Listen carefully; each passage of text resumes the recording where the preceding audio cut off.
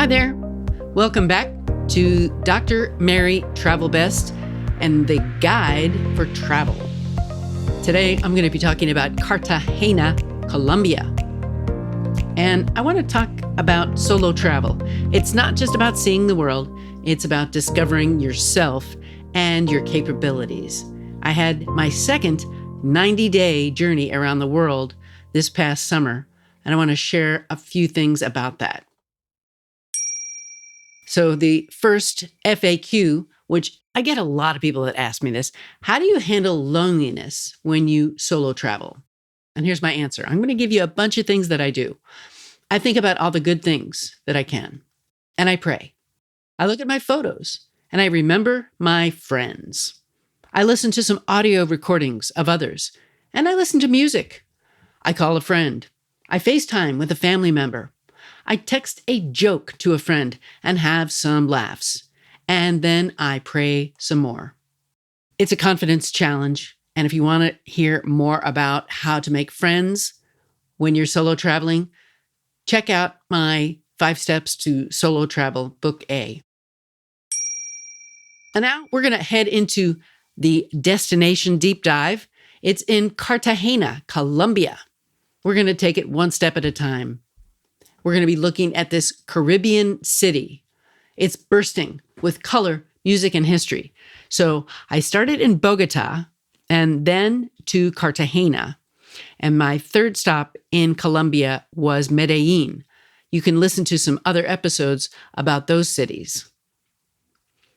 So I liked Cartagena. I'm going to share some experiences and a few lessons learned for solo travelers. So we'll start talking about the walled city, right? It's the heart of Cartagena.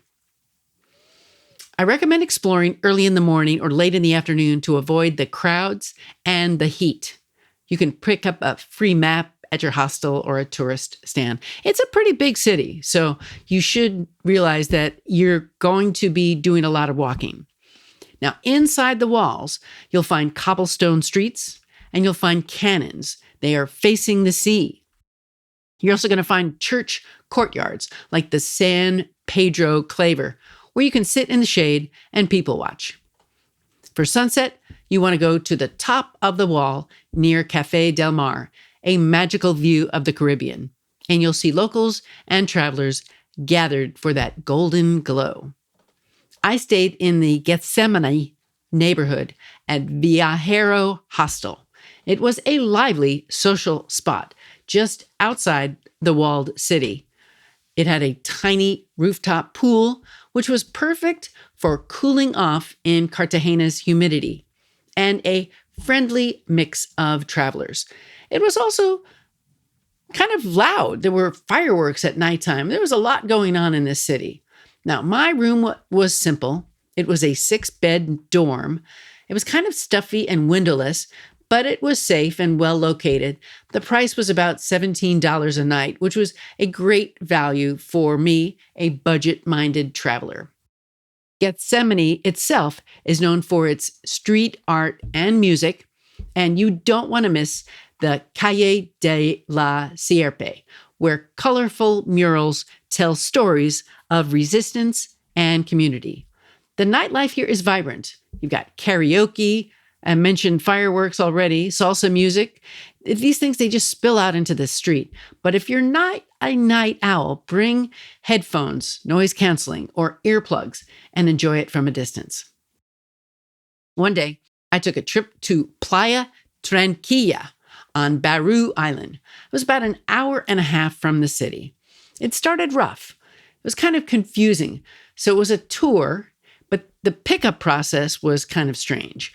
I was supposed to meet somewhere and I was there, but there were language barriers and a lot of waiting around, like almost 2 hours of waiting. I felt a little bit like a piece of furniture that was being moved from one driver to another. Eventually, things smoothed out. I met some friendly couples from both Mexico and Colombia. The weather turned rainy and we all got soaked. But then when the sun came out, it dried us up and it was worth it. Now, at Playa Tranquilla, the water was calm, the food was fresh, It was fish, rice, salad, and plantains, and the atmosphere was relaxed.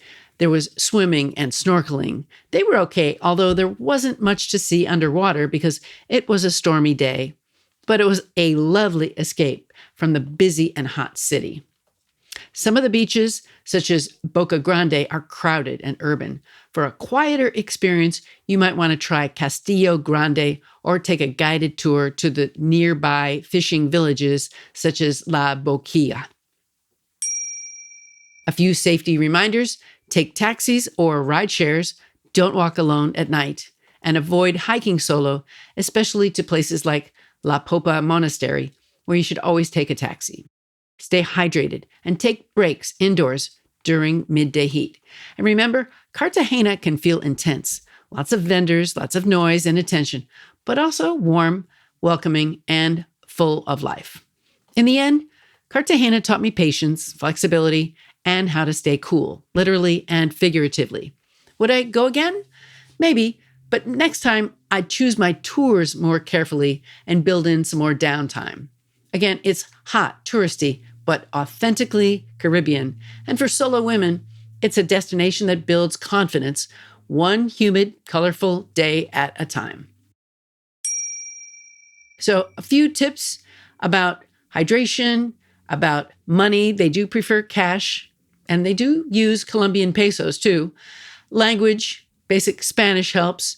Pacing, afternoon breaks 12 to 3 are ideal. Now, one of the smart moves and slip-ups that I did was next time I will bring the address of the place where I'm staying when I go for a walk. I got lost in Cartagena, and I didn't have the exact address of my hostel. I knew better, but I thought I wouldn't need it. I was mistaken. It would have saved me a lot of stress to have the photo or a handwritten note of the address right with me. Instead, what I did have was very little. Somebody who was a saxophone player ended up helping me find my way. So a smart move would be to have the address. So I had a slip up and I got it taken care of. So thanks for connecting with me on this podcast episode. And please listen and leave a comment. What's on your travel bucket list? Tell the doctor and her team of women who travel the world seeking the very best. Dr. Travel Best, that is.